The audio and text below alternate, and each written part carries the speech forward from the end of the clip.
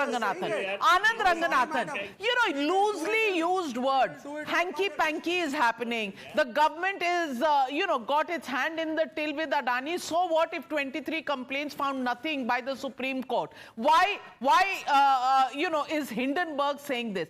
Every morning they can sit up, decide which point of Hindenburg they want to pick up, and they can spook the markets. Is this how a responsible opposition should work?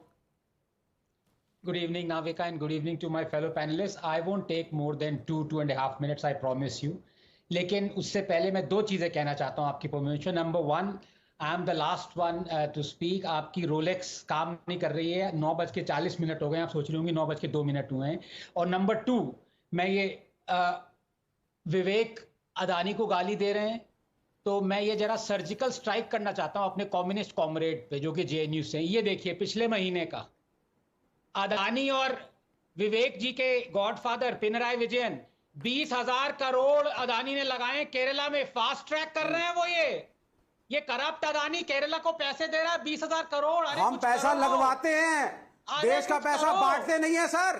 अरे कुछ करो. हमने पैसा लगवाया है, पैसा दिया नहीं है. आप तो सरकारी बैंकों का पैसा दे रही है बीजेपी. और सिकल लाओ थोड़ा सा. I don't mind it. हम तो 40,000 रहने के लिए सर्जिकल स्ट्राइक हो गया है. सर्जिकल स्ट्राइक हो गया है. अब विवेक जी थोड़ा सा पानी पिए और आनंद रंगनाथन को सुन ले. हाँ, पानी पियो, रसगुल्ला खाओ और प्लीज सुन लो. 2 मिनट से ज्यादा नहीं लूंगा. Navika, the Indian stock market far from crashing had an intraday high of 80,000. I guess it has answered Hindenburg and Rahul. I have said this before, let me repeat it. Making sense of Rahul Gandhi is as easy as consuming rasam with chopsticks. He said yesterday, and let me quote him verbatim, quote, there is significant risk in investing in the Indian stock market because the institution that governs it is compromised, unquote. This is the same Rahul Gandhi who has earned 46.5 lakhs in the last 5 months through investments in the same stock market. That he says is compromised. If he has any integrity left, he should donate all that 46 lakhs to the Wayanad Disaster Relief Fund. Hedam. Number two, Navika, I view the success or failure of Adani as gravely or as lightly as the success or failure of Reliance or Lehman Brothers or Nokia. What concerns me as an Indian is that my nation's wealth is not wiped out.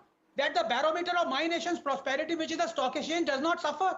That millions of my fellow countrymen do not become poorer because the stock of an Indian company in which our government is heavily invested in is wiped out because of a claim. Therefore, it was crucial that an independent Indian agency investigated the entire Hindenburg-Adani issue, and the Supreme Court did. Which brings me finally to point number 3, just 1 minute. When it comes to conflict of interest, Navika, we Indians understand conflict. We Indians understand interest, but I'm afraid we do not understand when separated by a preposition. Here is how I see it. It boils down to the following, less than 30 seconds. Did the SEBI chief disclose to the Supreme Court that 1, she and her husband had invested in an offshore fund that had sworn, risking perjury, that it had never bought Adani bonds or stocks? She did not. She did not. Two, that the said fund was run by a man who was on the board of Adani Companies and director of Adani Enterprises. And 3, that the said fund was also invested in by the brother of Gautam Adani and allegedly used for manipulating Adani stocks. If she did, then I don't see any problem, except for the fact that the Supreme Court should also have made this disclosure public, because as the ultimate overseer and regulator and arbiter of justice, it was the Supreme Court's duty to make sure the perception of SEBI in the world's eye is totally above board when it is adjudicating on an alleged malpractice. The Supreme Court is as yet silent on this matter. It should not be. Let me just say this, and let me just bring this up from 20 years ago. I did a story in my erstwhile earlier newspaper called the Indian Express, and the story was as follows. Vijay Mallya became a Rajya Sabha member of Parliament. In the UPA Sarkar, he was appointed by the UPA Sarkar on the board, on the committee, which is the consultative committee that summons all civil aviation regulators and officials to that meeting to explain while he owned Kingfisher Airways. That was done by the UPA Sarkar. Well, conflict of interest? Well, you know, the Congress certainly is not a party that should give us any sermons on conflict of interest, as I said, because they did what they did.